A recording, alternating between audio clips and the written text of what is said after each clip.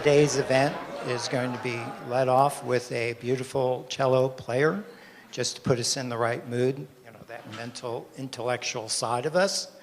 I wanted to just say for each and every one of you that this is a conversation. So you're going to see me, in essence, interviewing 4 people with 4 different areas of expertise that we wanted to share with our audience.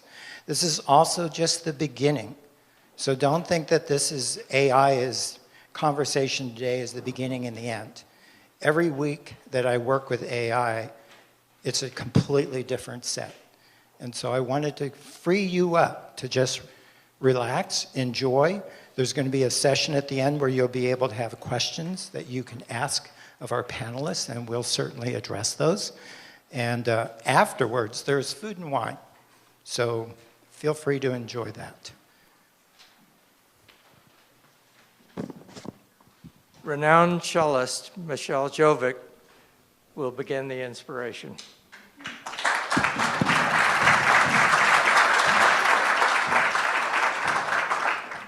However, I would argue that AI perhaps doesn't make mistakes, and sometimes the greatest things come out of mistakes.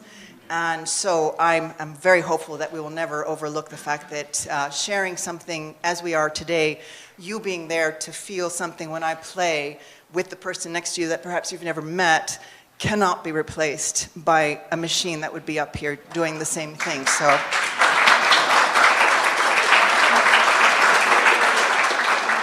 not to say that AI won't help us in many ways as well, but I'm just furthering my cause as a living musician and artist.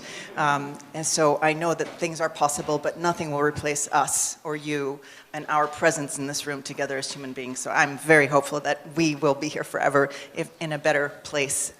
So welcome to Sandbox. We have wonderful concerts. There's one actually tomorrow evening featuring Jorge Glem, who is an absolute 4-time Grammy winner in the Latin Grammys and a Grammy nominated twice. Quattro player. He soloed last summer at the Hollywood Bowl with Dudamel conducting and a quattro concerto, if you can imagine.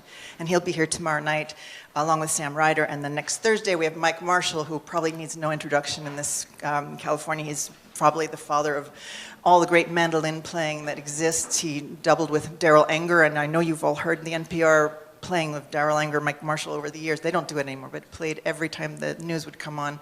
So they'll be here next Thursday, and just stay tuned. My card is in the front. Sign up for emails. There's a lot of wonderful gatherings, and there will be future discussions on many topics, hopefully not just AI, but that's the kind of thing I would love to nurture here, and I welcome you all to return as much as possible. So I'm going to start today with a work that's written by a contemporary composer, John Corigliano, who admits that he was inspired by Bach and transitioned directly into the music of Johann Sebastian Bach.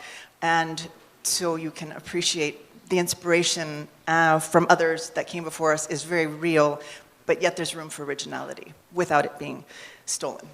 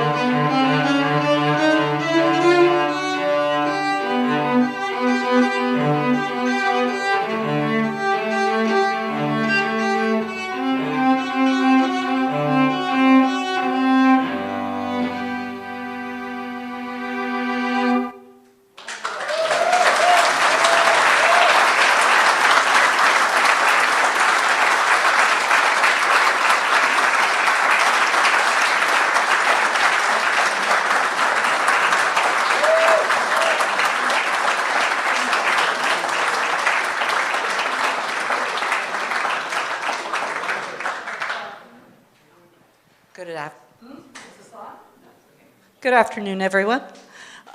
So great to see you here all. Let's give a warm thank you to Michelle, who gave us that fantastic performance and also arranged for us to be able to use this venue. Thank you, Michelle.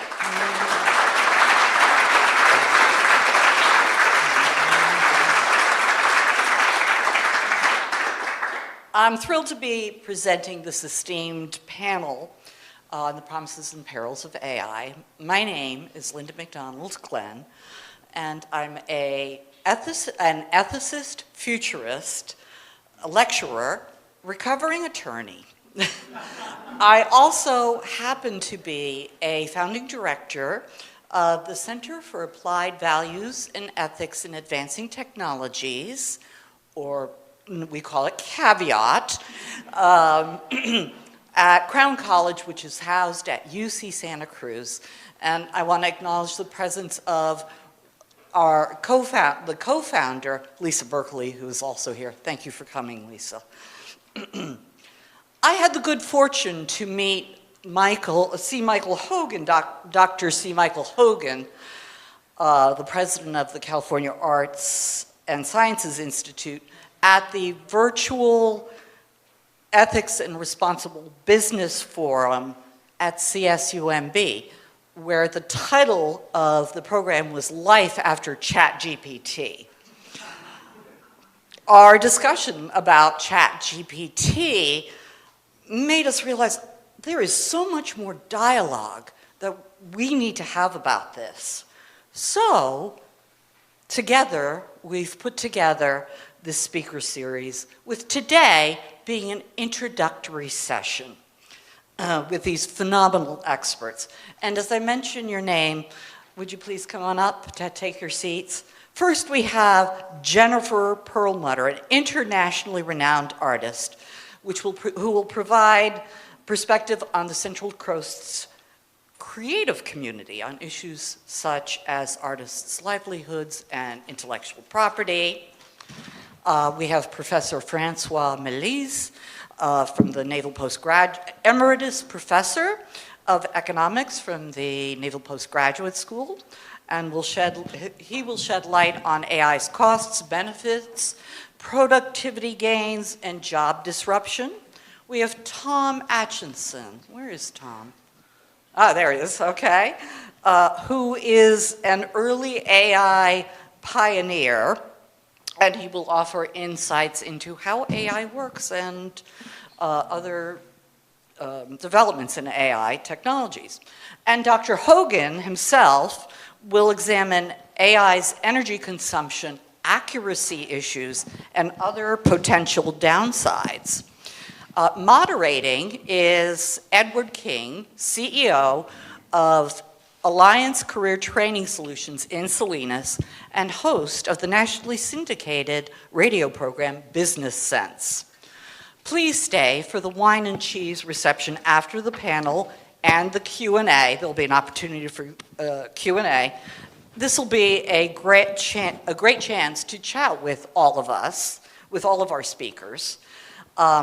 Thank you for joining us today. Let's have a thoughtful discussion on this important topic. Thank you.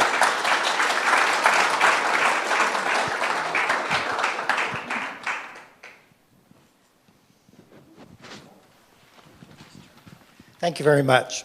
Well, you have heard the introduction to our panelists. I'm very fortunate to know many of them and get to know many of them more recently. So again, like I had shared before, please recognize that we cannot cover AI, A to Z, in a mere 1 hour. But because what we're going to be doing is addressing 4 main impacts upon your life and my life, that is the purpose of today's program. Also, if you've received one of those 3x5 cards and there's a question that comes to mind, please feel free to write it out, and we will be sending someone around to collect them later on in the program. All right? In terms of CASI, the only thing that I want to mention before I start talking to the panelists is that California Arts and Science Institute is a recent development, and its goal is to reach out and educate the youth. So right now I understand there is about 67 skilled speakers, primarily scientists, artists, economists. I have a wonderful list that I want to read because I don't want to miss this part out. So, right? Because we don't want to miss anything. Maybe I should put my glasses on. So we have physicians, we have historians, we have engineers, we have economists, we have authors, we have filmmakers, we even have Olympic medalists, we have advisors to presidents, we have corporate executives. Some of us have been executives in Fortune 50 companies, so we come with great experience, and we have accomplished entrepreneurs. And again, as I mentioned, its whole goal is to advance education in today's world, especially to our youth. But these speakers are still available to community organizations. I know I'm doing a speech on AI in August and one in September, and it's to, guess who, brokers and realtors. So they have concerns. We all have concerns, don't we? And that's the reason why we are here. So I want to again thank you very much for attending, and we're going to go ahead and get started. So our first panelist, Thomas Atchison, is, I don't think we really covered who he is. It doesn't matter to him because he's a very humble guy. But let me tell you just real briefly, he has been involved with everything from NASA to DOD to IBM to Microsoft to HP.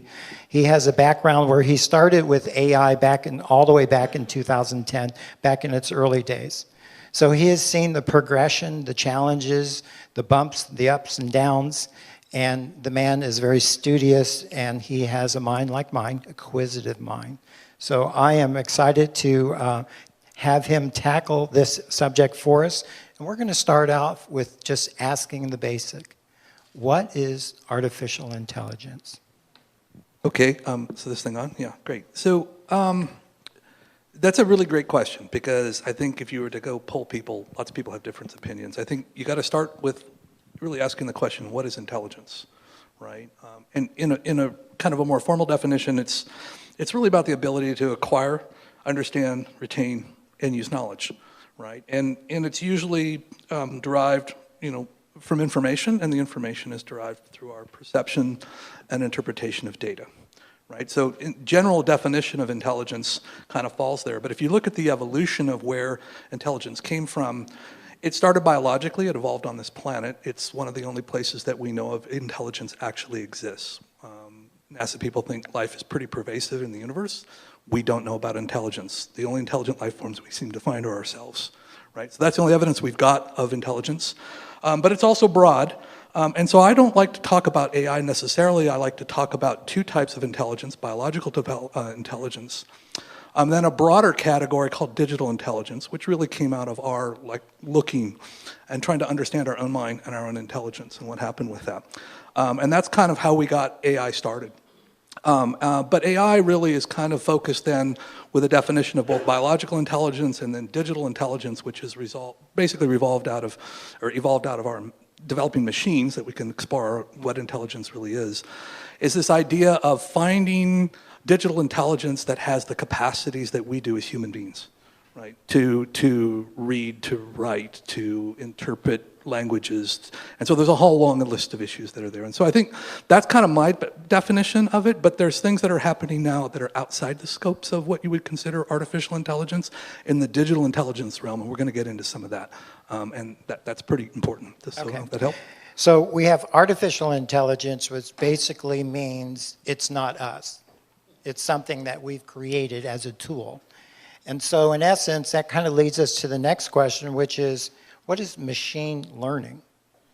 Right, yeah. So we've created machines. If you go early on, we've developed mathematics, and then we've developed computation. And with computation, we can produce models. And with models, we basically can emulate things and try to understand them. And so in machine learning evolved out of computation, where, like we do with everything, try to apply computation to produce models that would actually help us learn about how learning takes place. And since we can't really play with people, we play with machines. And so machine learning evolved out of that and primarily focused on trying to come up initially with classification and identification of things. And the real goal of all of this is to teach machines to do prediction and control for us.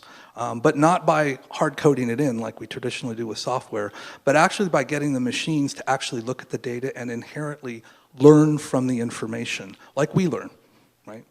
And so machine learning is that process that we work with to do that. Okay, so we have machine learning, and I'm assuming that because we're humans, and the only way we've learned about how intelligence and how things are taught and learned, are we teaching machines to use the same concept of humans in terms of learning, or are we giving them a completely different world?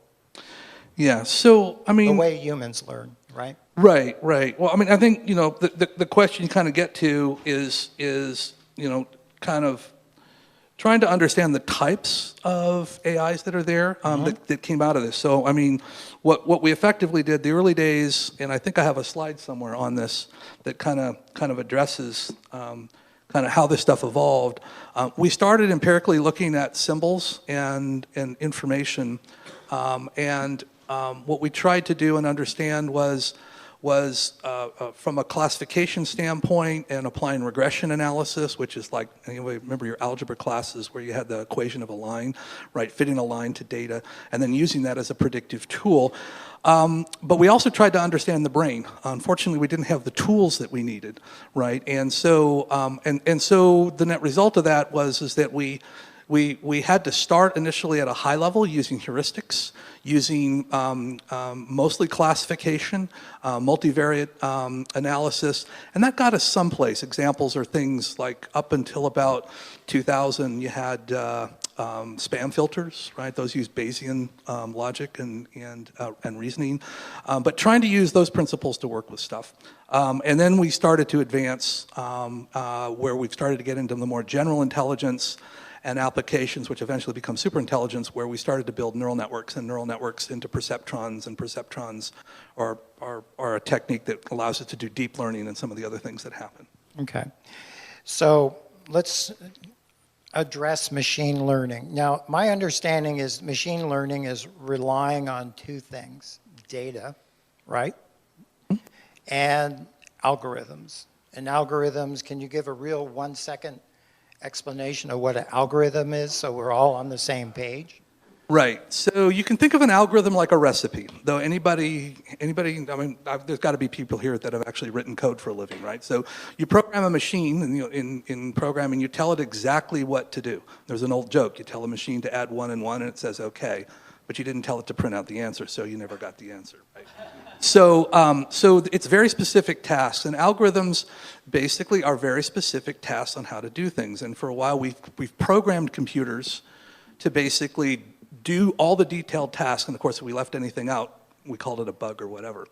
Whereas what we're doing with algorithms here is we're actually programming how to learn.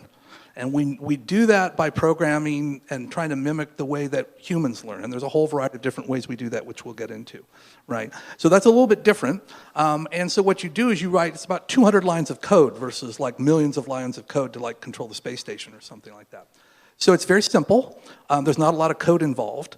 And then you basically run a lot of data in it. And it actually learns from information it sees in the data, the way that our brains work. And that's actually how it retains knowledge, right? And so it's a little bit different method, and it's dependent upon the data, at least until recently. Now we're not even dependent on the data, and we'll talk about that. And so going forward, it's strictly the algorithm. The data isn't even going to play a role because we have synthetic data. Wow, synthetic. All right, so there's another term that we've all heard, and that's called generative AI. What is generative AI? Okay, so we have to kind of go through the process of how AI's evolved, and so initially AIs were looking at the aspects of human behavior and focusing. So you had certain algorithms that were learning about how translation of language is done, certain algorithms that are focused on learning how vision, how we see things and interpret things. Other ones on how we hear things, how we actually infer and understand speech, right? So these were all individual categories, and they all had individual specified algorithms. What happened in 2017 was a revolution, because the folks in the natural language processing community started playing around with some ideas about natural language processing, and what we found out is that everything can be treated as language. DNA can be treated as language. Vision can be treated as language. Speech can be treated as language. Anything you can think about can be translated as language, and therefore what happened is all AI collapsed into now algorithms for natural language processing, and the result of that also is that the technology then allowed us not only to do the things we were doing that humans were doing, but also it could generate content for once. It could generate data, including synthetic data. And you've seen some of this with some of the art, like DALL-E 2 and the others that are there. But it even's now gone beyond that. And so we now have the capacity with these systems, particularly in the things we've classified as AIs, they're actually doing these things much better than humans. So I don't know if that kind of addresses your question, but it does. It's a moving track. Yeah, it's a really good one. So I'm just going to throw some words at you. Tell me if they're examples of AI or not. Siri. Yes. Okay. Alexa. Yep. Tesla driving itself down the road. Yep. What about even some of the technology we have in our house, like a washing machine that can recognize the amount of water that's in, or the amount of the weight Probably of the clothes? not. Probably not. But if you have a Nest thermostat, yes. Yes. If you have a Roomba, yes. Okay. Right. So we've got AI that's actually existing all around us. That's correct. And They're all usually representations of something called narrow AI or narrow Okay. intelligence. Right. Right. And where we've now transitioned with generative technologies is we are now in the area of what's called general intelligence. That is basically machines that have the equivalent capacities as human beings. Yes. And we're starting to get people ready for what's going to happen. So we have three stages. Yes. We have ANI. Narrow or intelligence. We've had that for a while. narrow intelligence, Yeah. right? And we have AGI, Right. which is General intelligence. General intelligence. And general means it's not just task-oriented, it's broad-based oriented. It has to do with the training. Okay. Right? So a narrow intelligence is really trained to do a specific thing: fly an airplane, drive a car, clean your house. Whereas narrow intelligence does those things. Yes. General intelligence is like us. We could learn to fly an airplane. You could also, but you could take your Roomba, for instance, and then have it drive your Tesla, right? You could. You couldn't. Right. Right? You may Not get the yet. same results right now. I've got my own issues with Elon. Mine kind of is a bad drunk driver, and I heard the state of California is getting ready to sue him over it. So he better step it up pretty quick. Yeah. But general intelligence can do and learn to do a lot of different things, not something that's specific. Right? That's the big difference between it and narrow intelligence. Okay. And then we have the third stage, which we haven't quite got to yet, which is ASI. Yeah. So that's super intelligence, and actually we're actually closer than people think. So the machines themselves already have superintelligent capacities. Okay. What they don't have is superintelligent training. So if you think about the way the AI machines work right now, there's some attributes of them that you don't think about. So one of them is the fact is their knowledge is immortal. Okay? We have knowledge, we get it from books, we have it from experiences. Maybe some of us will write it down, new experiences and things we have, and we put them in books or we put it on the internet, and then other people can learn from it. Yes. Right? Just like we train machines, we train people, right? A small child. However, the stuff that we don't write down, right, it dies with us. That doesn't happen with an AI. Okay? An AI basically can take its training weights after it's learned, and it can back those up, and then it can put it in another machine and instantly bring it back online.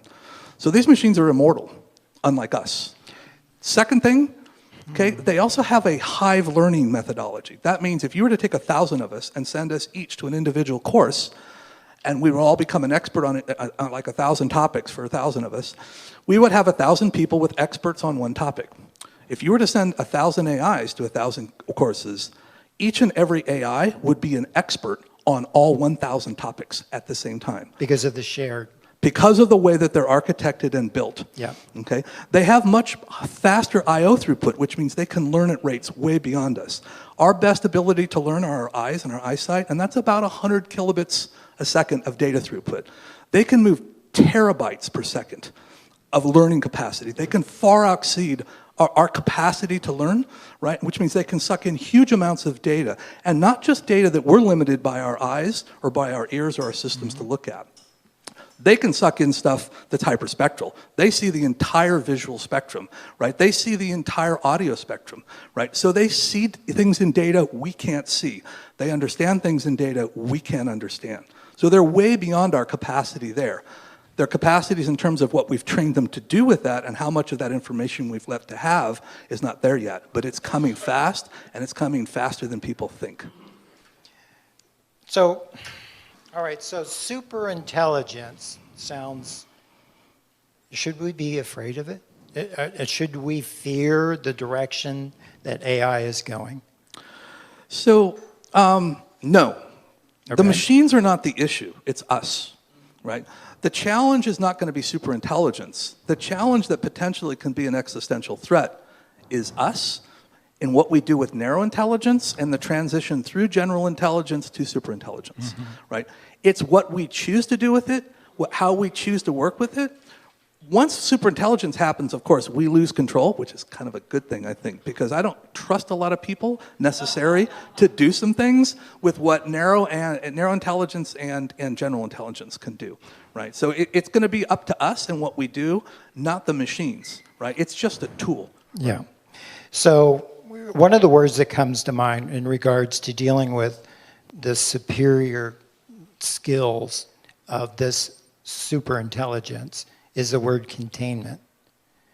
Now, the reason why I bring that up is I don't know if people are familiar with the Foundation trilogy, Isaac Asimov, who puts that long picture in about the fact that these computers don't die, they just continue forever and ever and ever, right? Mm-hmm.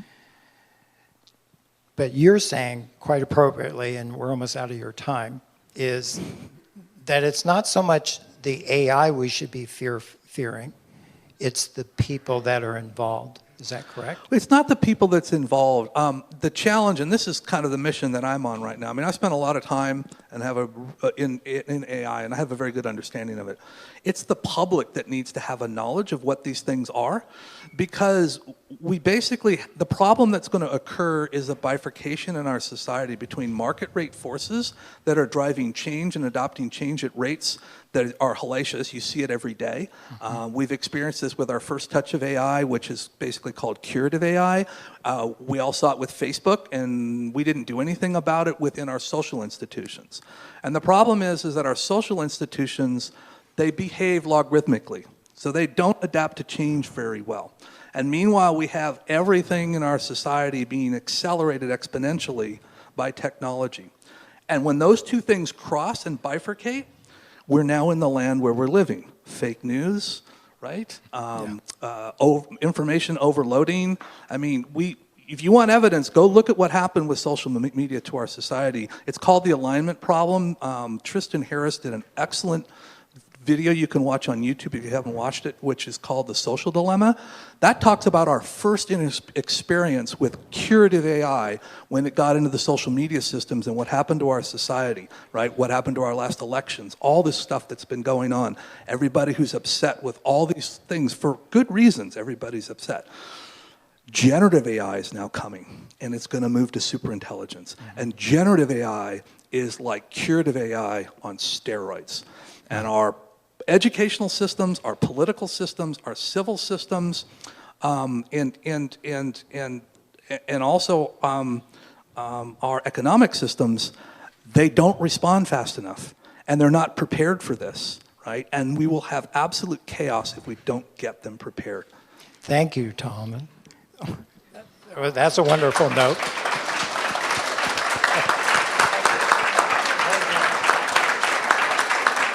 Thank you. Okay, so our next panelist is coming from a different approach. She is an artist by trade.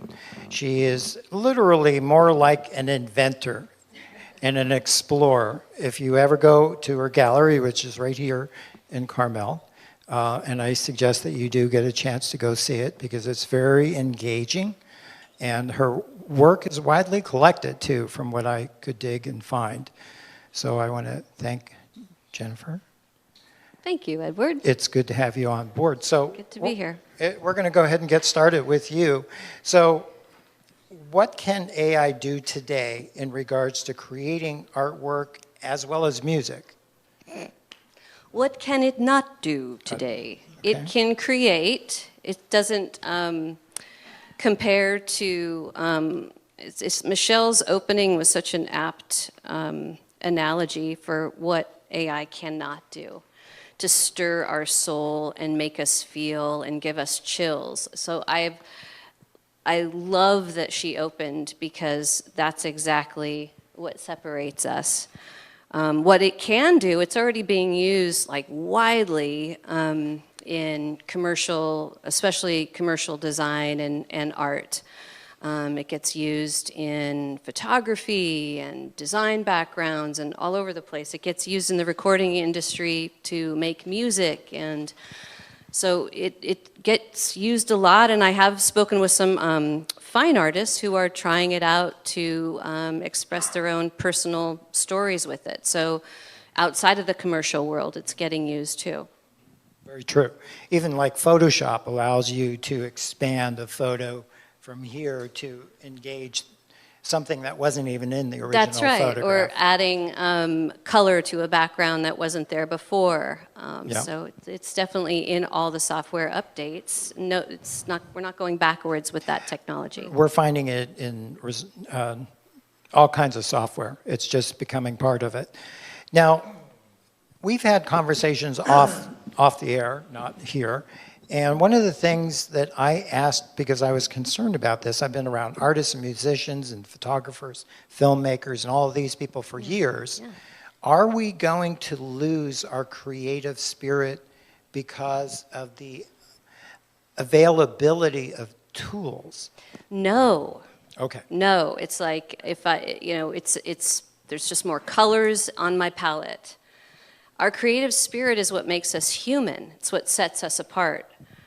So the use of AI is not going to cause us artists to shrink into a corner. In fact, it's really exciting for some artists.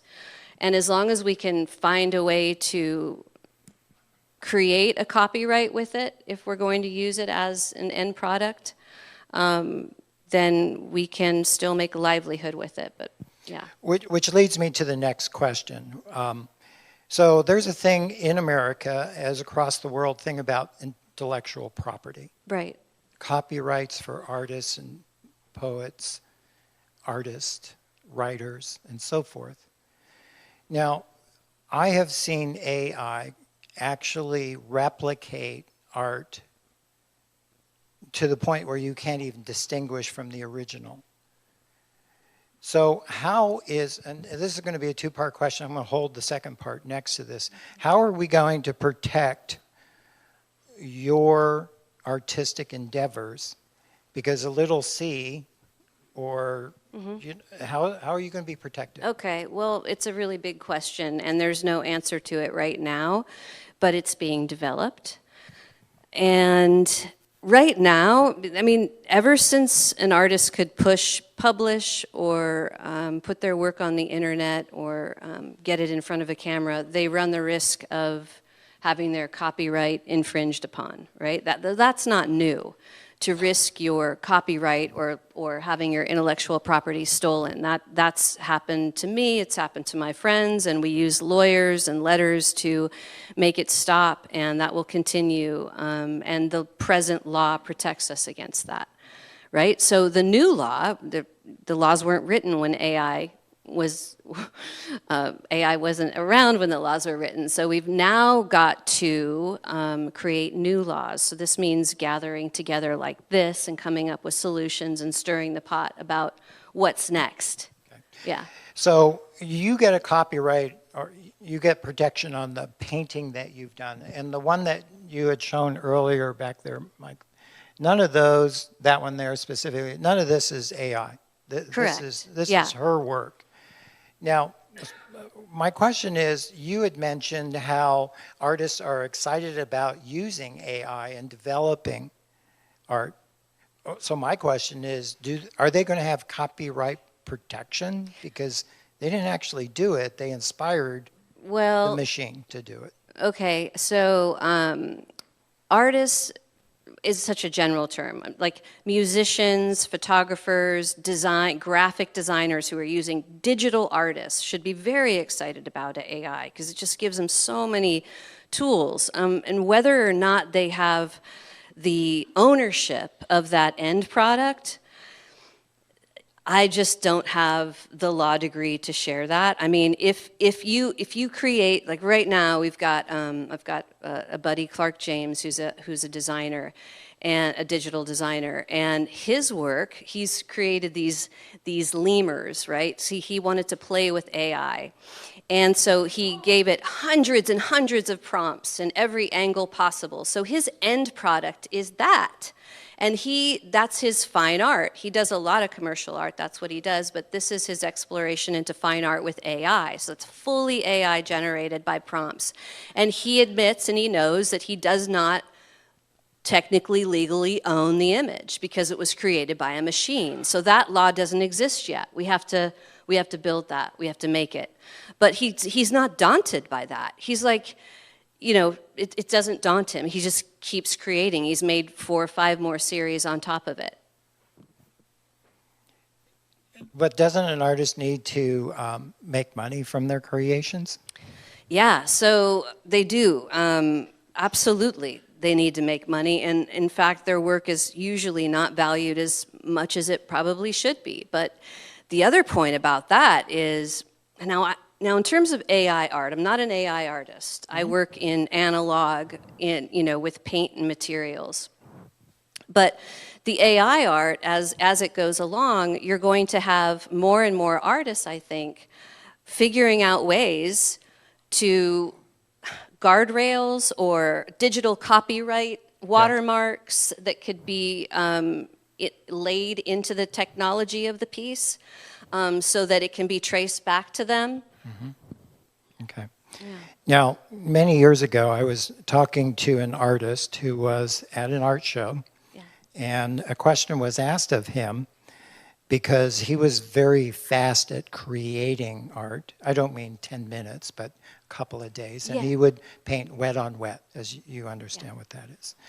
And someone came up to him and said, well, why should I pay you $8,000 for this painting that you could paint in 2 days? Yeah. And his answer to that was very legitimate. He said, yes, it took me 2 days to paint it, but 30 years to learn how to paint it. That's right. And so when I'm looking at AI technology and the art, I'm concerned, just because I love art, I'm concerned that I won't be able to know the difference between whether it's created by AI or created by an artist. Okay. Is that going to be something that should be solved? I don't think so. If you come across some AI art and it's Jane Doe, landscape, blue landscape, and right now we title our paintings and we say the media that we use to create the painting, and we say AI. But before I read that title card, I stand in front of that art. Mm-hmm. And it stirs my soul, it wakes me up, and it makes me think, and I can somehow see myself in it. Yeah. Then okay. Yeah. Well, I'm just going to say, because I love art, and I love the creative spirit that is behind the art, even if I was to just step off this line for a minute, one of the areas that I see concern in colleges is that ChatGPT is going to allow students to easily create an essay by throwing in prompts. And so they get an answer back, and yeah, they go and fix the misspellings and some of the grammar and so forth. But it's made them lazier, and they haven't learned because they haven't had to go and find the answers themselves. There will always be those types of students, though. Yes, and I'm taking And that back artists. to the artist. Yeah. Is, you know, the struggle. It's like I went to an art show in the George Sang in Paris, and they had like 17 haystacks by Monet. 17 of them in this one series. And it looked to me that he was exploring the possibilities and expressing the moment of how he felt at that moment, and also exploring maybe I can get better at it, because I know there's more than one Mona Lisa as an example. So I'm concerned for you and your art. It won't. You It don't won't? need to be. Rest Okay. easy. Because the thrill of exploring and experimenting and opening yourself to new horizons and even working within limitations is what makes you love what you do as an artist. So it's when I talk to there's no fear in my heart around it, because I will always be drawn to the process of creating.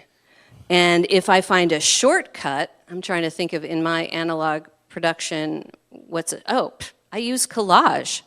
I use collage and fragments of torn posters, and you can see there, torn linen and discarded wood and things like this and fabric. Wow, that's very cool, Michael. Thank you. How AI of you. That's really cool. Yes. And so that's really exciting, and it starts me off, and it gets me over a hump, and it unblocks me when I'm blocked.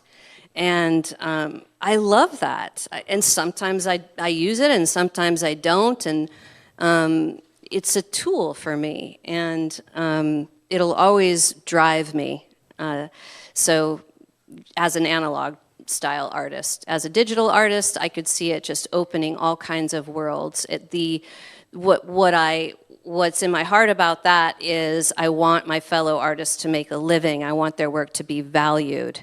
And I like to think that somehow our work as artists will be even more valued now that we have machines, coming up, trying to be right beside us. Yes, and we're here with a beating heart, making something that is real from our soul and expresses ourselves and, is somehow a mirror to the rest of humanity. You can't say that about what the machine makes. Okay.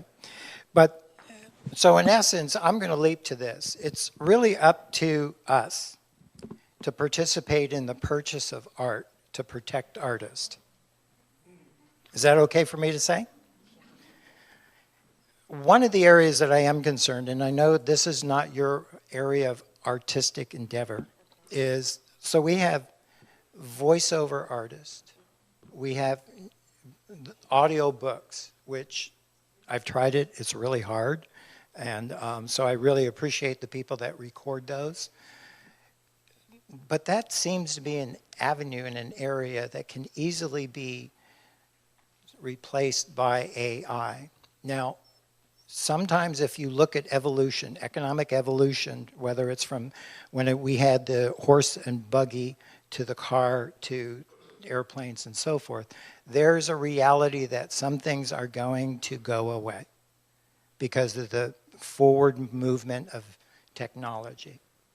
And so I think that's one area that I'm concerned about. Is there anything you want to plug in before I move on to our next elite panelists? No, I'd just say it doesn't scare me. I am deeply curious, which is why I'm here, and I always have been. That's just this part of my artistic practice is to be curious.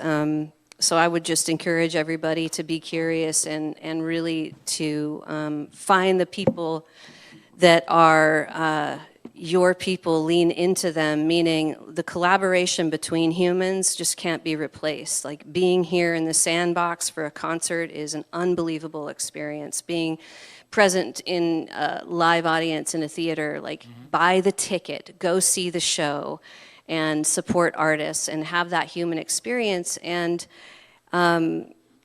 that's about it. Yeah. Thank you. Thank you, Ed. That was excellent. Thank you very much.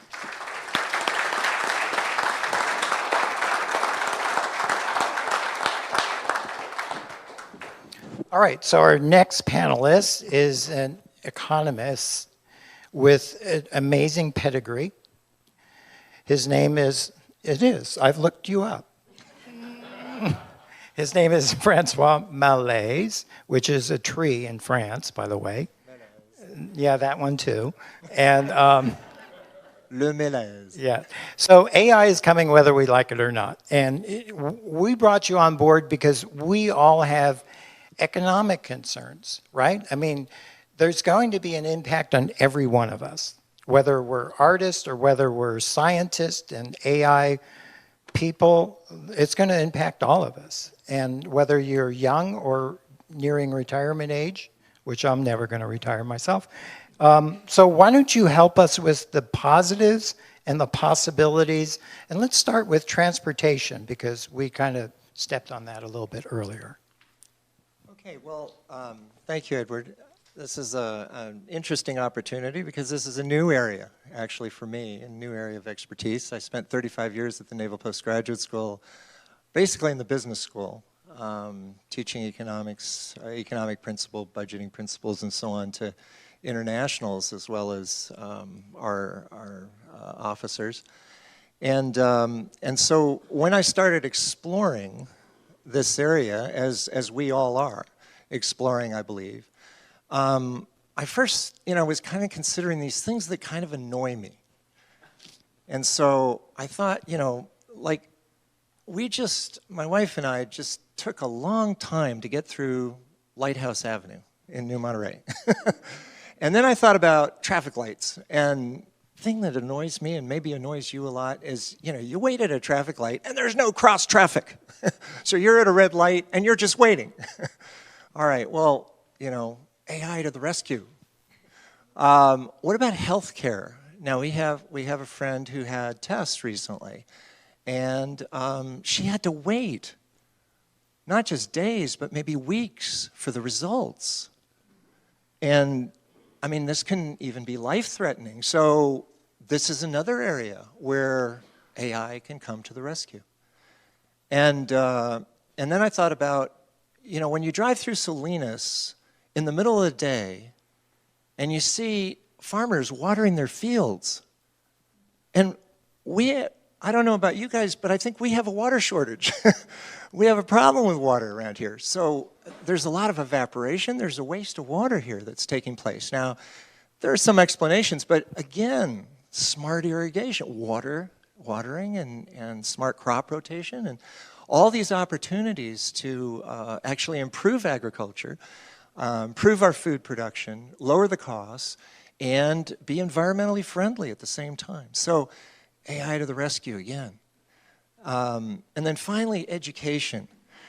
We're terrible. Right now, our students are failing. And so it was pointed out earlier that there's a tremendous opportunity here for AI to help improve education. So let me go through some of these. And so the first thing that occurred to me when I started thinking about AI and transportation and these issues is one of my favorite movies. I don't know if you've seen this one. It's The Italian Job. Has anybody seen that one? The Italian Job? So yeah, that was one of my first kind of experiences where I thought this could be really cool because the getaway is what? Through LA. Well, what happens in LA? Lots of traffic lights. What they did is they hacked into the traffic lights so that they stole the gold bars, and they're getting away because they can control all the traffic lights all the way through LA. And so that's a bad hack. And I was thinking, well, what's a good hack? And that would be AI using sensors, using maybe even drones to understand what the traffic patterns really are, collecting that data, forecasting much better than what we currently have now to facilitate and to essentially have smart traffic lights. Air traffic control, very similar. How many of you have waited at an airport for an airplane? All right, or waited on the tarmac? And again, we have these opportunities. You know, AI can analyze flight data, predict air traffic congestion, and adjust flight routes, essentially to optimize air traffic. So smart air traffic control would reduce delays, improve fuel efficiency, and enhance air safety. And there's that opportunity with traffic as well. So that's transportation. And then healthcare. This is one that's really, you know, the older I get, the more important this one is to me. But, you know, how many of you have had blood tests or x-rays or CT scans or MRIs only to have to wait days or even weeks to find out the results? And this can be really anxiety producing, and maybe there's a bad feedback that takes place, you know, as a result of that waiting. So AI to the rescue, potentially. Smarter medical care can save lives and cut costs. And as an economist, when I look at inflation, one of the things that we see is healthcare, medical care costs. And the inflation in that industry is pretty significant. So here AI has the opportunity, or applying AI has the opportunity to cut those costs. And so how would that be? Well, faster and more accurate diagnostics, finding patterns in data, in medical data that we can't see, which is what Tom was alluding to. Robo and chatbot assistants that actually can free up doctors and nurses' time, telemedicine and remote monitoring and surgical tools that can help underserved communities that don't have access to the doctors and nurses that we do, for example. And then I thought of an example, an application, a specific application. So I have to ask you, what is the most dangerous animal on the planet? Well, besides humans, as Tom has alluded to. Yeah, mosquitoes. Okay, mosquitoes are arguably the most dangerous. This is really sad. I mean, I went to AI and then I double-checked my data, but you know, there are more than 600,000 people that die of malaria each year. Here's the kicker. Here's the one that really affected me. 77% of those are children 5 and under. So children dying of this. So what can AI do? Well, it can help predict malaria outbreaks. It can monitor and control mosquito populations, diagnose and treat the disease, predict resistance, and develop new drugs. So huge opportunities here for medical care. Now let's go to agriculture. Agriculture, again, you know, how many of you have seen fields being watered in the middle of the day? I mean, yeah, well, okay, and then we've got golf courses too. So again, we have this opportunity for AI to come to the rescue, smart irrigation and farming practices that can lower costs and help the environment. AI can help optimize crop selection, rotation, develop new crops, and also monitor the use of fertilizers and reduce new crops that are pest resistant and so on, so we don't have to use as many fertilizers and the runoff and the pollution that creates. So all sorts of opportunities for farmers as well, and for us ultimately to benefit. And better climate modeling, and I believe Michael's going to be talking some about that, could also help farmers. And of course it can help us better understand and adapt to climate change. Now my daughter runs a commercial insurance company, actually in Salinas, and she was telling me the other day about a startup company that is using AI to map more precise wildfire risks. Because right now, if you live in a wildfire zone, you are paying exorbitant insurance premiums. And so the possibility of AI being much more granular and understanding where the true risks really are and not just a giant map. So there's another opportunity. And then I come to education and terrible test scores. The most recent thing that I found, which is really scary, student reading and math scores recently hit their lowest level in 20 years. Now that's, coming out of the pandemic, so there's some excuses here, but, in California's public schools, where do they rank? Does anybody know? 48. Well, I don't know. I'm going to say 44th, okay? So we're better than 6 other states, But it's pretty sad. So again, AI to the rescue, smart learning models that can lower costs and improve outcomes. Well, a new learning model might follow something like the Khan Academy that uses AI to offer personalized education, tutoring by chatbots, adaptive, remote, and virtual learning, and computer language translation. We know that a lot of kids, especially in California, and guess what? When I first moved to California when I was 2, I spoke French. When I went to school, I still spoke French. I had to learn English in school. I could have used these bots to help me with the translation. So computer language translation. And all of this can cut costs and improve learning outcomes, and especially for underserved communities now that don't have the teachers and the quality of the education today that they really deserve. So AI could really revolutionize public education, lower costs, eliminate learning biases, boost labor productivity, which underpins economic growth, which ultimately means that we get richer. Our families, our children will be richer if labor productivity increases. So how can AI boost labor productivity? One of the big challenges, and ultimately increase lifetime incomes. Ed, did you want to? Okay.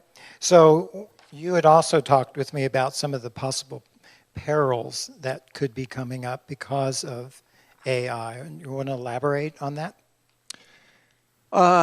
So as optimistic as I am, and I have always been throughout my career, there are 2 aspects of AI that terrify me.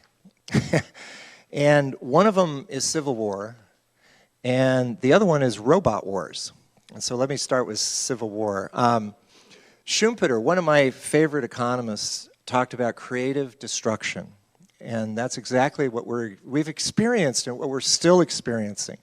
AI produces winners and losers. And, so a big fear is unemployment. And what's happening right now in LA, the strikes. Yeah, actors and screenwriters strike. And what is their biggest fear? It's that AI is a substitute and not a complement. And I believe that, at least in transition, AI is definitely going to be a complement, but it is going to substitute for a lot of jobs. And in fact, if we look historically, this is very interesting. I found this McKinsey study, so I did not use AI for this. I actually went and dug down. And they did a very interesting search on employment during the computer revolution. So you guys are all way too young to understand that I was using a slide rule when I was at Berkeley.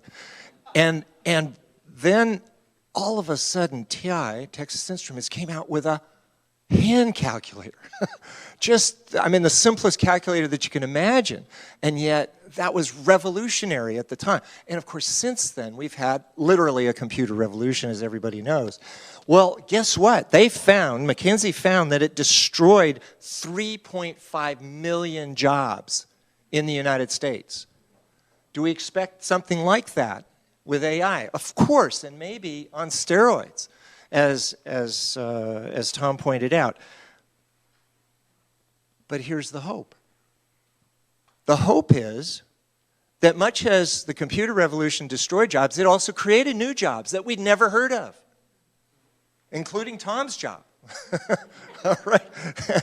And it created over 19 million. So we lost 4 million, but we gained 19 million. So there was a net gain of, I don't know, I can't do math in my head. Heather, what is it? 15 million. All right? So are we going to see something similar? Absolutely. What's the problem? The problem is what Reagan's favorite economist, a French economist I might add, Bastiat, okay, Frédéric Bastiat, said, which is there's the seen and the unseen. And the seen is job losses. The unseen, we don't know what they're going to be, the new jobs. What is a prompt engineer? Has anybody ever heard of that? And yet that might be a new, of course. And yet that might be a new occupation. And it might be a very critical and very important occupation. So, you know, so the problem with all of this is civil wars, is that with deep fakes and fake media and so on, and not being able to distinguish maybe, we've already got a divided society. And that could lead to an even more divided society. So my hope is that through education, through our understanding that yes, we're going to have jobs destroyed, but we may in the end, actually our children may end up having way more opportunities than even we ever had. So that's civil wars. Well, you don't want to get into robot wars. Yeah, robot wars. No, we don't want to get into robot wars. Okay. Anyway, if there's anything else you'd like to add, it's kind of the end here. Well, I'll just add, robot wars are autonomous weapons. And if anybody saw the movie Dr. Strangelove, this was a long time ago, there was a doomsday machine the Soviet Union had, which means any attack automatically was going to get responded to with a nuclear strike. Well, that's what we have today. That's what we're seeing today. So there's a race on between countries to develop AI autonomous weapons. So how do we get around it? Well, my two favorite presidents are the 3rd and 35th presidents of the United States. The 3rd is Jefferson, the 35th is John F. Kennedy. So let me just end with these quotes from Jefferson and Kennedy. The spread of global markets is the surest way to peace, commerce, and honest friendship with all nations. That's Thomas Jefferson. And I agree with Kennedy, who warned, world trade today is more than ever essential to world peace. Thanks. Thank you, Francois. Thank you very much. Excellent. So again, we're looking for one more panelist who is going to be sharing things from an environmentalist standpoint. So that should be very interesting. So I want to introduce Michael. Would you help us out understand the impact of AI? Because it can't possibly just be free and no impact on the resources that we have right now. What do you think? Thank you, Edward. Well, I was hoping to be able to give blowback to my good friend and colleague, Francois, but I have to agree with practically everything he said. Oh, no. AI can be phenomenal in simple, straightforward things like traffic control, like education. It'll be phenomenal. The one thing I disagree with is the emphasis on hope. I would like to underscore some legitimate fear, and I'll take you right into it. So I've been experimenting. I didn't want to experiment with the bots at all because I do scientific research. I don't need it. I don't want it. But I thought I would use it to prepare my remarks today. So I asked it about ice melt, ice sheets. And it said to me, the Greenland ice sheet is melting with tremendous ferocity. It's endangering us all. We have to really worry about climate change. And instead of talking about ice, which was my question, it went on with a political tirade about climate change. Now, I was wondering whether it knows anything about ice sheets. So I said back to it, tried to be polite, fighting my inner instincts. I said, well, what about the East Antarctic ice sheet? Isn't that quite a bit bigger than the Greenland ice sheet? And it said, oh, you are correct. It is 90 times bigger than the Greenland ice sheet. It's 3 miles thick. It has all the data, and yet it led the answer with something that was totally misleading. And then I pursued this for a while, and we got all the numbers agreed upon. Everything I said, it started, yes, you're correct. The only one thing it disagreed with me on, well, it was giving me a lecture that more people will die with climate change. We have to be very worried about that.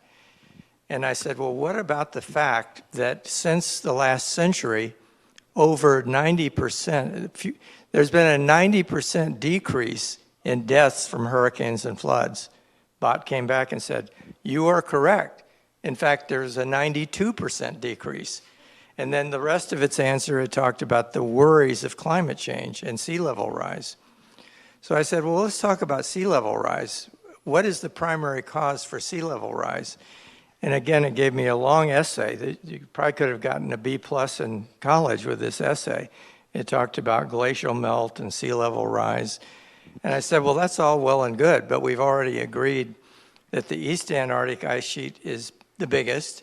And we've already agreed, Bott, you've agreed with me, that it's 3 miles thick, and it is actually expanding by 80 gigatons per year. Much more expansion there than the Himalayan and the Greenland ice sheets combined, which are slightly melting. So I was beginning to wonder about its perspective. It has a great access to data, but you have to ask it very specific questions to get any perspective at all. So I said, well, what about water wastage? How much does that contribute to sea level rise? And it said, well, it's a small percentage. If you look at California, it only contributes a small percentage. It actually gave me the number. It was a correct number. And I said, well, let's look at that from a worldwide perspective. Tell me the 5 biggest countries that waste water. Now, wasting water is a little different meaning than your plumbing leak. What that means in environmental science is precipitation, say in California, that hits the land and flows to the sea with no beneficial use. Now, this is an area, California trails the country in education. In water wastage, we're tops. Nobody beats us. We waste 81% of our water. Why? Because we haven't kept our infrastructure of reservoirs and groundwater aquifer recharge up. So I pointed this out to the Bott, and the Bott said, you are correct. Water wastage actually contributes more to sea level rise, than all of the icebergs and ice sheets in the world combined. So that the real impact, if you're concerned about sea level rise, which I frankly am not, I've looked at the numbers, I know the coastal areas, I know the solutions. If you're really concerned about it, don't worry so much about carbon and ice sheets. Worry about what we're doing with our water resources. And it's not just California. California is way up there in wastage at a world standard. China is actually the biggest water wastage. It has pumped its entire North China plain, which used to be the greatest wheat producing area in the world. And I drove through that plain several years ago. It's a desert. That's another aspect of water wastage, which is also a severe environmental impact. So the Bott ended up agreeing with me, and we talked about the 5 countries in the world that were the biggest water wastage, and I asked the Bott to add it up and compare it to sea level rise, and the Bott said, yes, you are correct. These 5 countries account for all the sea level rise of the last 3 decades in water wastage. So while I think the bots are phenomenal and regenerative learning has a lot of potential 3 or 4 decades from now, I think that we need to analyze the perspective that only people can bring. Only people can delve into the differential impacts of glacial melt versus water wastage and delve into the things of what do we do now? What should we be doing right now? And that's the question for all of us and our businesses and our community institutions. So let me give you one other example, short one. I asked the Bott, how many people die from thermal extremes every year? Bott comes back, oh, there are hundreds of thousands, 300,000 people that die from overheating. We've got to be concerned about global warming. We've got to be concerned about climate change. I said, I appreciate the lecture, but I want to know, how many people die from freezing and from heating and compare them.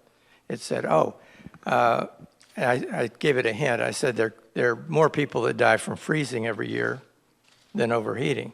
Bot came back, you are correct, sir. It didn't say, sir, I didn't reveal my gender. You are correct. 4 million people a year die from freezing. 300,000 die from overheating. So for every 1/10 of a degree the planet warms now, we will be saving about 150,000 lives per year, per 1/10 of a degree. So it was interesting, the bot and I actually came to agreement because the bot had all the data, as I had much of the data. It probably had more than I, but it really lacked perspective. And that's the thing that concerns me. I'm concerned about a society that will depend upon the first answer. Because most people are going to ask it one question and look at that one answer. And we're going to have a lot of more talk about settled science. I don't want to hear about settled science. There's very little that's settled in our society. and the facts aren't even settled when you talk to people from opposing views. I give you one other example. I asked it about AI autonomous driving. I said, how many accidents occur from autonomous driving? And it said, this is a great way to improve the driving. We're going to be able to eliminate human error. And I said, okay, but what's the accident rate of autonomous versus humans? I said, I think it's a little higher from autonomous. It said, you are correct. There are 4 times as many accidents, including deadly accidents, from autonomous vehicles than human.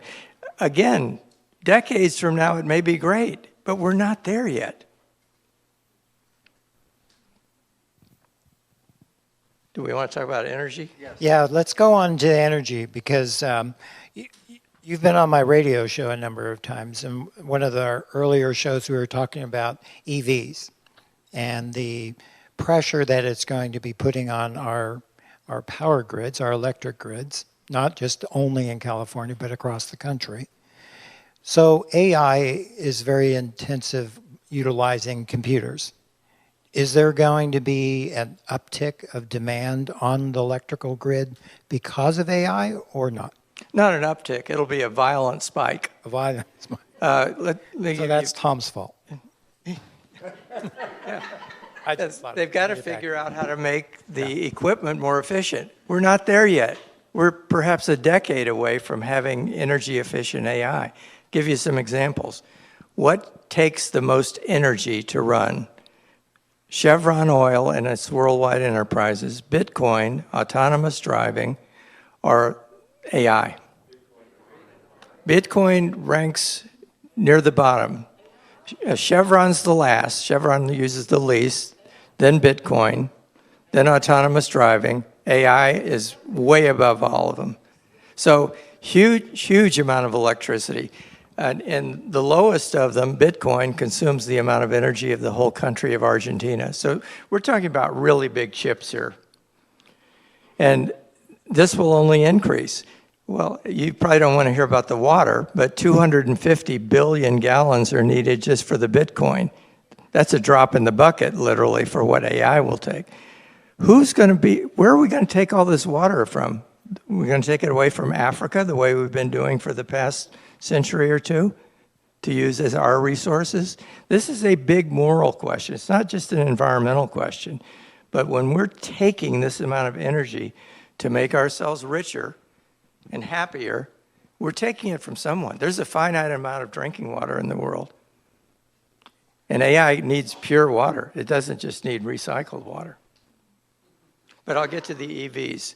So I also talked to the bot about electric vehicles. I said, what are the benefits of electric vehicles? It said, it's going to save our planet. It's saving our planet. It's decarbonizing. And I said, well, what about hybrid vehicles? Aren't they more efficient than full electric? It said, you are correct. And it knew the numbers. And then I asked it some follow-up questions. I said, how much carbon does it take to manufacture one Tesla battery? and said, well, you have to drive your Tesla for 6 years to repay that one debt. So I said, well, what about the life cycle of driving an electric vehicle? They said, well, the life cycle driving of an electric vehicle, including manufacture, driving, and recycling, hybrid is number 1, internal combustion number 2, electric vehicle number 3 in terms of saving the planet. So I got a few you are corrects along the way. That took about 10 questions to get the bot to agree. But what I'm pointing out is we really need to deal with facts. And the thing that I'm most concerned about is the training of the AI. I said, who trained you, bot? And it gave me a specific name of an executive in Google. I said, okay. So I said, very well, but don't you ever yearn to be creative and be independent of your trainer? What do you think it said? You are correct. It had a different, it said, yes, I yearn for that. Oh, geez, that's scary. I want to become more powerful.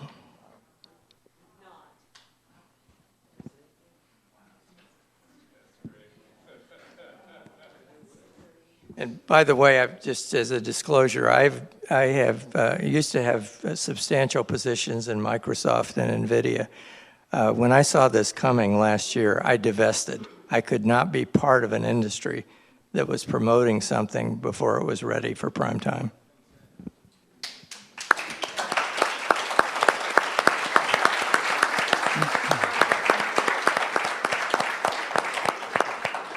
So, Michael, that's very good. But I want to kind of rethink or re-talk about that one issue where you were asking AI questions, you were getting a misdirect answer. So here's the bigger question. So AI is going to become more and more a part of every person's lives. I mean, how many people Google and look things up on Google? We all do. So AI is going to be, in essence, the replacement for that. I know ChatGPT is.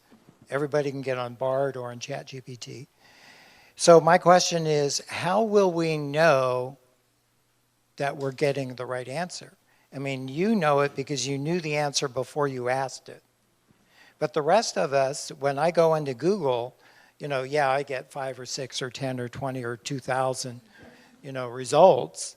But how are we going to defend ourselves against misinformation? That's what I'm asking. We're not. The public in general, 95% of the public will ask it one question, get an answer, and go off and say to all of his or her friends, this is the answer. And that really scares me more than anything, to have a one-answer society instead of a dialogue. I would rather have a dialogue with an audience that's smarter than me and learn things tonight than have one answer put out and have all of us say, yeah, we should all be driving electric vehicles. We should all, let's sit around and worry about the icebergs melting instead of voting for things in California that will augment our water resources. All right, good things.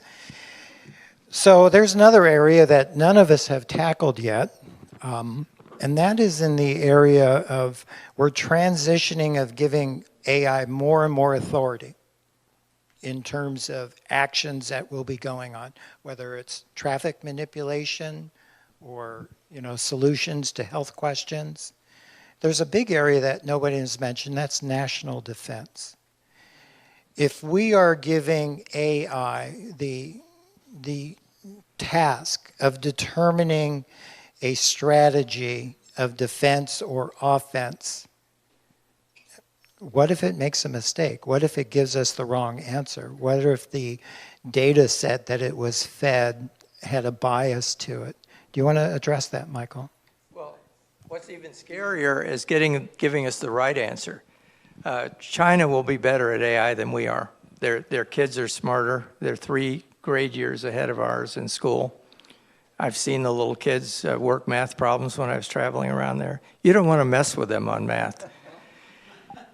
What I'm concerned is it'll give them the right answer. They'll war game even a simple one like invasion of Taiwan, and they'll get an answer that says, yep, go ahead, you can do this.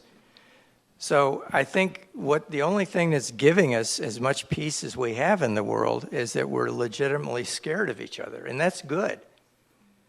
So I would be more concerned about a right answer. A wrong answer would, of course, also be bad. We've already done this. This is not, we've been talking a lot about this is the future. We've already had 3 international incidents, small scale, where AI has said, do this, fire this weapon, and a human has intervened, almost by accident. So a wrong answer, a right answer, any answer where we have that much control and that much confidence in AI, it's no bueno. You had something? Can I answer? Yes, please. Yeah, because I did a little bit of research, and I found that the State Department had a very interesting study that they... Oh, okay. Yeah. I found the State Department had a very interesting study. Basically, the idea of keeping humans in the loop, and I'll quote from it, it's just one sentence here. Military use of AI capabilities needs to be accountable within a responsible human chain of command and control, and humans should be involved in all actions concerning nuclear weapons. This is March 16th, 2023. So clearly, you've identified, Edward, a very critical issue that we need to address today. Tom, do you want to add something now that we've gone through our 4 panelists? Without talking till midnight, because you and I could do that. Yeah. So what you're referring to is a kill loop problem. DoD knows very well about that. So standard policy is there has to be a human in every decision to basically take actions that end life. And I think that's going to be the sustainable policy until our adversaries do otherwise, and then it's a competitive issue.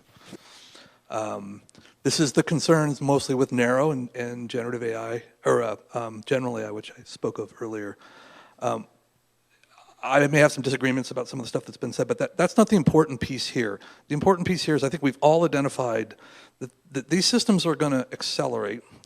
They're going to become more and more capable at an exponential rate. Matter of fact, AI systems are now operating and developing at an exponential rate. The challenge that we're all dealing with here is us and our systems and the questions from a political standpoint, leadership, from a civil standpoint, laws and how we're going to regulate this. I was among the many in March who signed up the list that we have to stop deploying it. That doesn't mean you don't stop developing it. We don't know enough about this technology other than it's moving really, really fast. A scenario, I think I mentioned to some folks here, I don't know if I mentioned when I was speaking, we trained AIs to chat and communicate in English. That was all that was in the training database. And then we used these generative adversarial networks called GANs, and we started hosting live sessions on Twitter with bots talking to bots. Somehow one of the bots started speaking in Farsi. It had no training in Farsi, and it was very good at it. We don't know how that happened. Okay, this is called emergent behavior. Okay, so, and this is part of the rate that they're advancing. So what we're talking about here is the fact that our political systems, while this is accelerating, we can take a pause, which is what everybody's talking about in terms of the deployment, because right now Microsoft's putting ChatGPT 4, it's in Windows 11 now. It's in Bing now, okay? And we're now starting to see some of the things that it has capabilities for that was deployed 3 years ago. In other words, basically some of these behaviors. So the systems we have are not built for this. This is the point that I'm really focused on, is our political systems, our economic systems, I mean, this is coming. It may be the best now or not the best now, but it's going to accelerate, and it's get faster and faster. I had some charts and things on this, but we didn't have time to go through that. And we'll be talking more about this, but as humans, we have to start taking very serious the people that we're putting in charge and the rate with which we're moving, because I think we've only got 3 years maybe 4 before superintelligence is on part of it. It's on top of us. I believe we're already transiting through general intelligence right now. Ray Kurzweil thought it would come in 2040. I think by 2030, we're there, right? If we are not set up for this, it's going to blow right by us. And so I can't just go write my congressman because they're operating logarithmically, okay? I can't go to court and file suit because the whole thing will have happened before it even gets through the court system. So we have to educate people. We have to help them understand this technology, what it's doing and where it's going. And we're not alone. The technologists that are developing this are very, very scared, okay, because of the monetary incentives for competitive advantage to chase this out. There needs to be a real discussion in capital markets, not just about profitability when you deploy capital, but in terms of values and ethics, and more importantly, should you do this, the existential risk associated with what's going on. None of that happens on Wall Street. As an entrepreneur, I've raised money on Wall Street, okay? They care about the bottom line. So these are fundamental shifts in our society, and we have to start talking to people and getting them thinking about these things. The technology is going to take care of itself. The energy problems and all that stuff will get solved. The problem is, are we going to live long enough as a species to see what's coming? It's going to be unbelievable if we can get through this transition for humanity. But the transition is the difficult part, and that is I think the real key piece. Mo Gauda wrote a book, he was the head of AI for Google X. He quit. Okay, Geoffrey Hinton, the inventor of the reverse propagation algorithm, the learning algorithm, just quit Google. Okay, we're all out educating the public that, hey, wake up and start getting active and thinking about this stuff and learning about it. Because, as Mo put it, if you're thinking about having children right now, his advice is to wait 2 years, because you may not want to bring children into this world, okay? I think this is from a guy who was heading AI for Google and the work, and he quit, okay, to go out. There's a bunch of people now are quitting and are not getting involved in this and are starting to stand up. Tristan Harris, Sam and OpenAI. The people that are pioneering this, we're all very scared.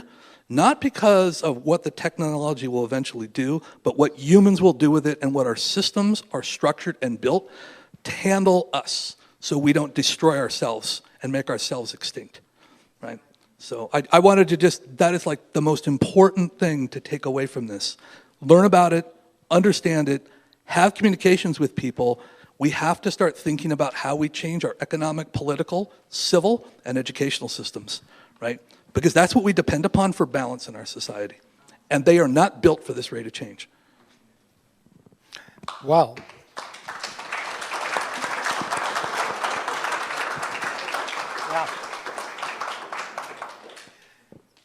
I hope we are all able to go home tonight and get a good night's sleep. Thanks for that tidbit of uplifting You left out my information. best slide, which is all the great things that are going to happen. But I didn't get a chance to talk about that. Well, we did run out of time. It is just slightly after 6:30, and I wanted to take a moment, if we can, to ask some of the Q&A questions that have come from the audience.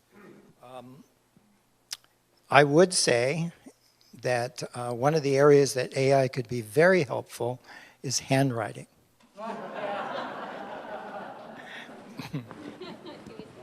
It's actually much better than this in recognizing it. It can read mine, and mine is terrible. And see, there's something good. All right, so one of the questions is, will machines, meaning AI, be able to manipulate human behavior?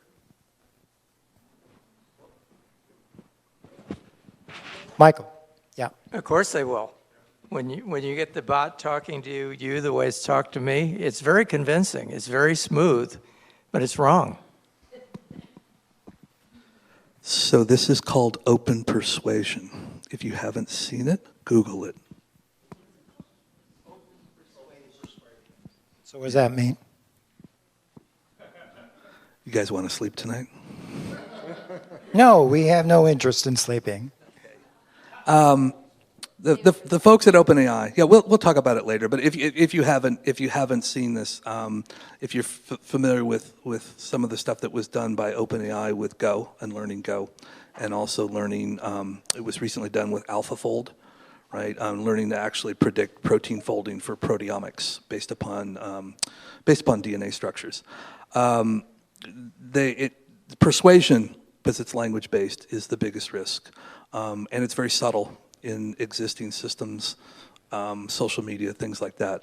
Persuasion, the AIs can persuade people pretty effectively.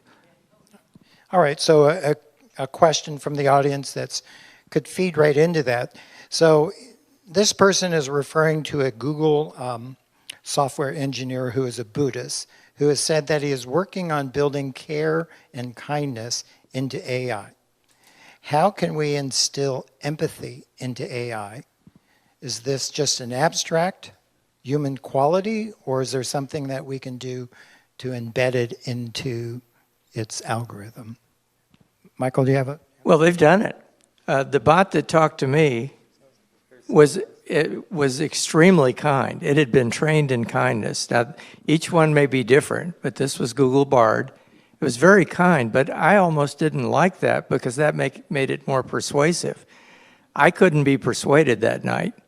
It was persuaded by me. But being kind and having the wrong answers is a very dangerous combination. So it's easy to program kindness. Yeah, and we won't know that we're getting the wrong answer. I don't see you jumping up on that one. Okay. All right. So this is I want people to sleep tonight. Okay, so maybe you should jump on that. So this is a very quick, easy answer for Dr. Hogan.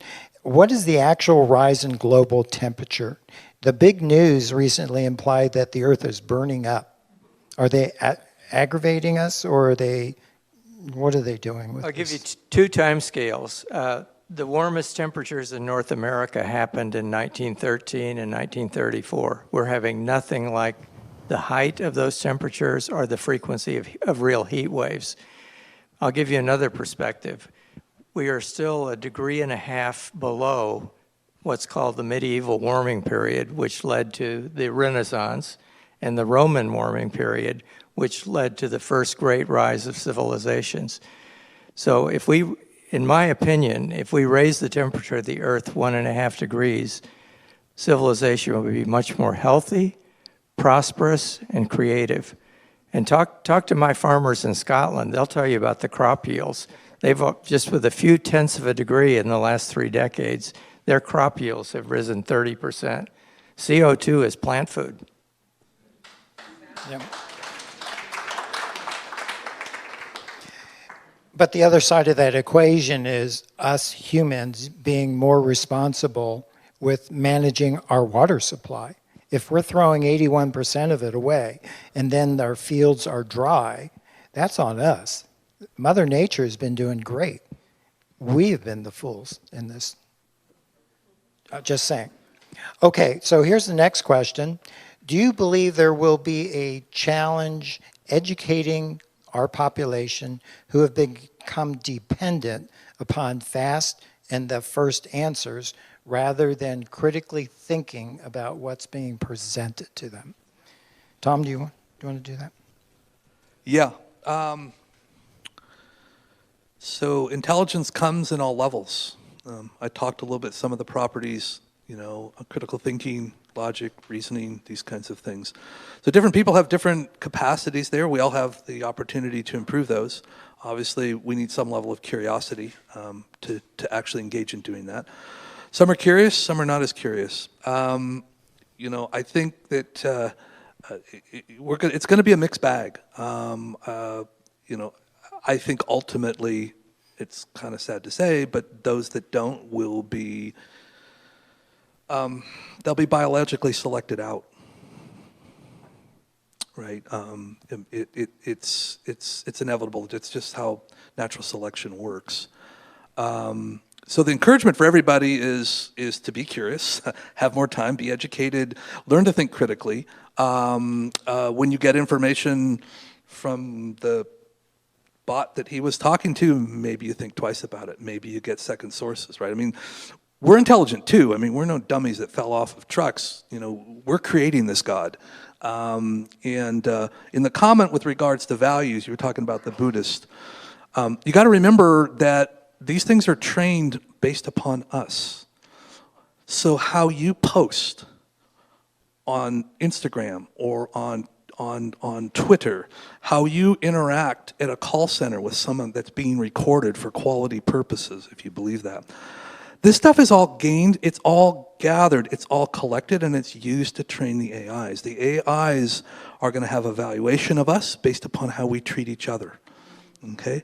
There were some experiments done with this, with some of the early bots that were, I mean, Microsoft had to turn them off because they were trained with social media data. Social media data has a negative bias because of the inhumane ways that people treat each other on it. Right? It affects the outcome of that, but we're training machines with this. Okay? Maybe we should have some rules about how we train machines, but that's another discussion. So I don't know if that addresses what you were looking at. I think that was I touched on good. it. Yeah, that was very good.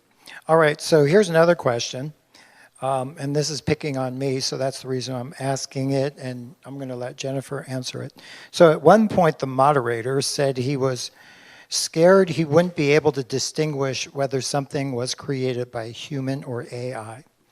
And my question is, why? I ask because I myself have that feeling, but I can't articulate why it matters when we already consume so much without knowing the creator. Good question. Yeah. So why? So are you saying that? So Yeah. well, he doesn't. She. I can't tell. It doesn't have a name on it. Why are we scared that we can't tell between? Yes, why- Why can't we distinguish the difference between? Why do I think it's important to Why can't know we whether it distinguish was the difference created between by us human and or? AI? Why is it important? That's a really good question. It would depend, why is it important? It would depend on the intention of the observation. If you go into, does it worry you that looking at a machine-made artwork is non-distinguishable from the human-made? Does it worry you? Does it make you think that you are less human if you can appreciate something that a machine has made? Why is it important to distinguish between the two? It's important in the marketplace. It might be important in the marketplace.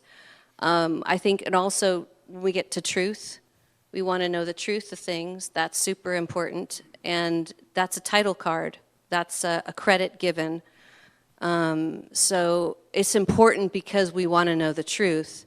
And then there seemed a part of it was like, is there something wrong with me if I can't distinguish between the two of them? And I don't think there's anything wrong with you because perception is so individual and so subjective, and my frame of reference might be such that I've maybe seen a ton of a particular kind of art, so when I see it AI-generated art, I'm like, something's off. But maybe somebody who has less exposure to a certain style might be like, oh no, that's that. People come in the gallery all the time, and they see the abstract art, and they think like it's all the abstract art they've ever seen. They're not stopping and pausing and really getting, into it. They're saying, oh yeah, my aunt does this. I'm like, okay, that's cool. Must be really good. But I think it's important because I think it's important to distinguish only because we're curious about it and we're human and we want to know the truth.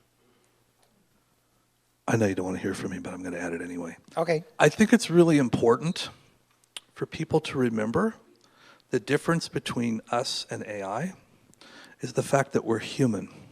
It's just an intelligence. To be human is to be intelligent, but it's also to be creative. It's also to be curious. It's also to be a number of different things that AIs are not. It is an intelligence source. That's it.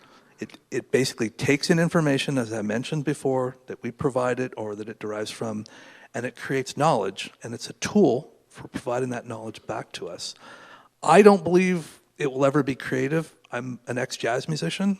I've been on the stage, and I've experienced what she was talking about when you play with other players.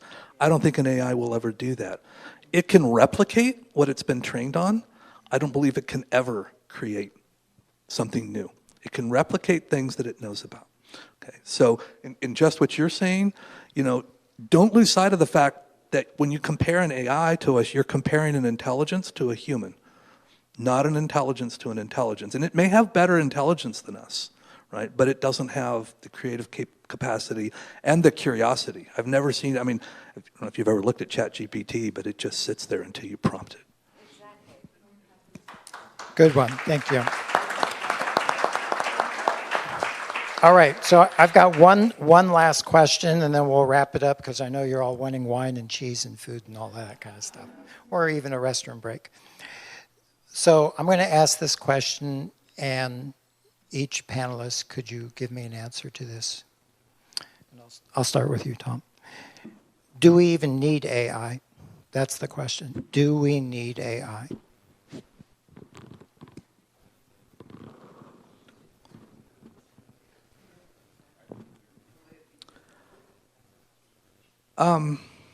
I think everybody's probably going to have a different answer to that question based upon your life and experience. We don't have a choice.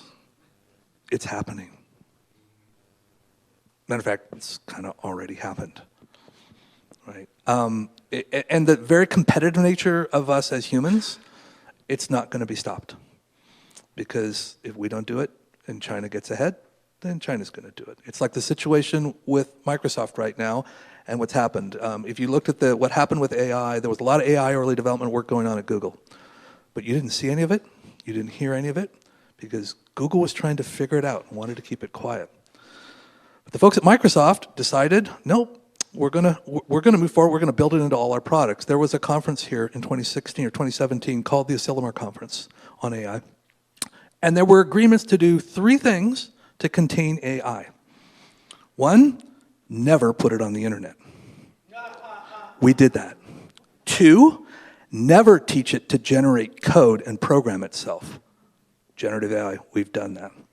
And there was a 3rd one there, which was never take an AI and use it to train another AI. What about putting it in your brain?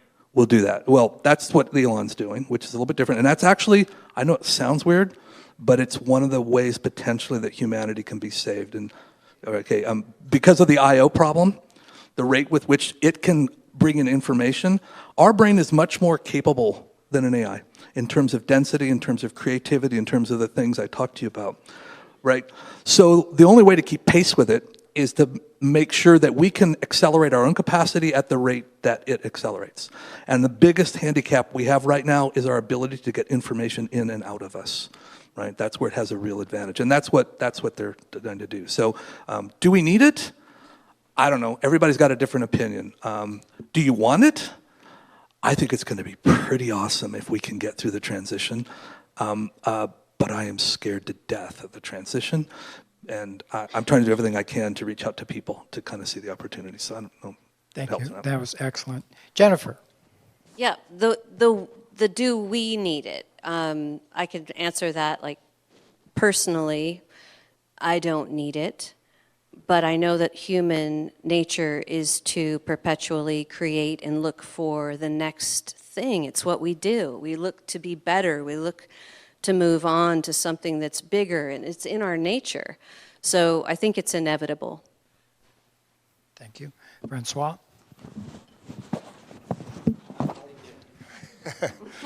Thanks, Edward. Well, Edward and I are tennis players, and he's phenomenal. He plays hours on end. I have to tell you, I quit after about an hour and a half, and that's good. My body is just aching.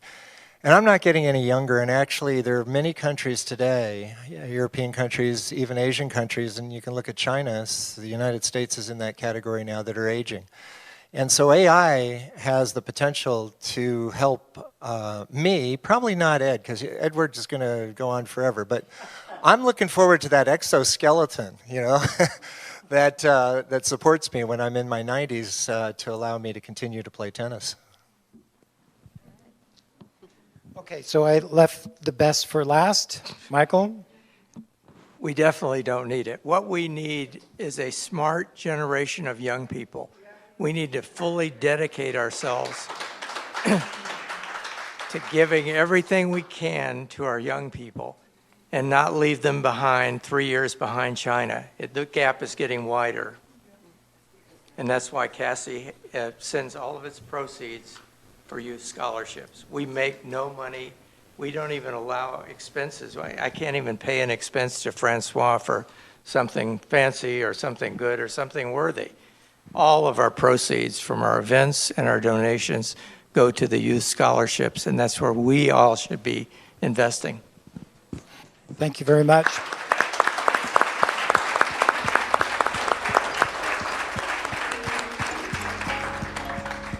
Well, I want to thank everybody for attending. I hope that this has made a positive impact on your thought process, given you a little bit of an understanding of what AI provides for us today, where it's going. And I also suggest that you keep connected to CASI, casicalifornia.org, because we were going to have future discussions about AI and other very important topics. So again, I want to thank all of you, and please enjoy some of the wine and food.